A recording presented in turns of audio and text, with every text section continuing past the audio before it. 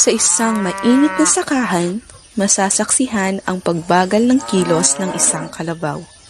Dahil na rin sa layo at init ng panahon, ay nanghihina na rin ang kanyang mga paa. Napakainit. Mukhang di ko nakakayanin pang maglakad.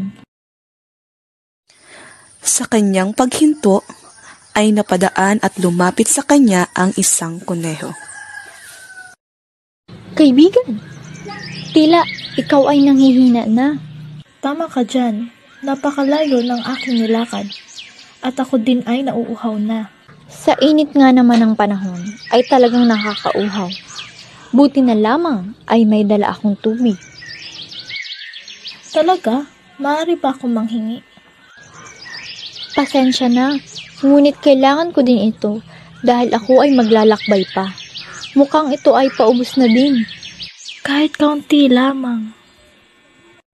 Pasensya na, pero di kita mabibigyan. Lumakad na paalis ang kuneho at naiwan pa din si Kalabaw na hinang-hina dahil sa pagod. Ngunit wala din siyang pagpipilian kundi tumuloy sa paglalakad. Sa di kalayuan ay nakita niya ang isang kabayo na nakahinto at mukhang nagpapahinga. Lumapit siya dito at sumubok na tanungin kung may tubig ba itong dala. Kabayo, pasensya na kung ikaw ay aking isturbuhin. Nais ko lang tanungin kung may dala ka bang tubig? Tubig? Oo, kanina pa ako nauuhaw at nanghihina na rin dahil sa malayong paglalakad. Wala akong dalang tubig, ngunit maaari kitang samahan sa alam kong malapit na ilog at sabay na tayong uminom doon. Matapos niya itong marinig, ay di nagdalawang isip si Kalabaw na sumama kay Kabayo upang makainom na din dahil mukhang hindi niya na ito kakayanin. Malapit na ba tayo? Oo, rinig na nga ang agos ng ilog. Abay, tama ka. Naririnig ko na din.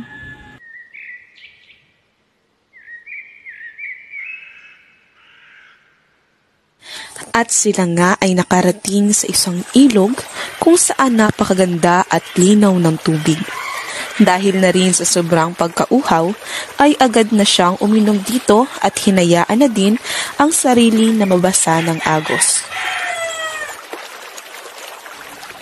Napakasarap ng tubig.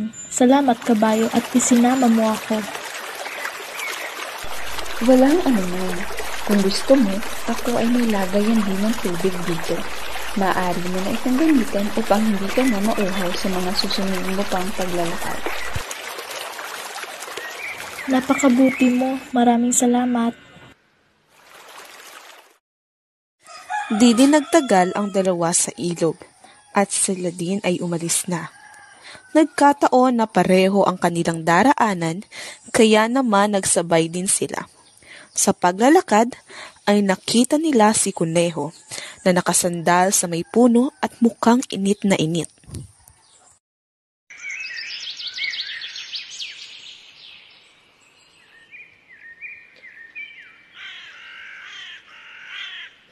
Kuneho, nagkita tayo muli. Kalabaw, tila may kasama ka na sa iyong paglalakbay.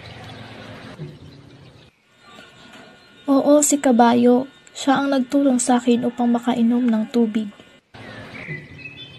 Tubig? Nasaan? Saan kayo kumuha? Malayo-layo na ang ilog dito. Sa tingin ko ay hindi ka na rin aabot doon kung ikaw ay nanghihina na. Nauuhaw na rin ako. Ubos na ang aking baon na tubig. Sandali, maaari naman na maghati tayo sa tubig na dala ko. Ngunit, di naman kita binigyan ng tubig kanina. Alam ko, ngunit kailangan mo na rin. Meron pa naman si Kabayo dahil marami ang kinuha niya sa ilog. Maraming salamat, kaibigan.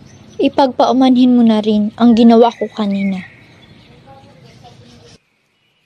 Wala yun, kailangan mo na rin talaga. Sa kabila ng pagiging makasarili ni Kuneho, ay nagawa pa din ni Kalabaw na ibahagi ang meron siya dahil alam niya na ito ay kailangan ng kanyang kapwa hayop.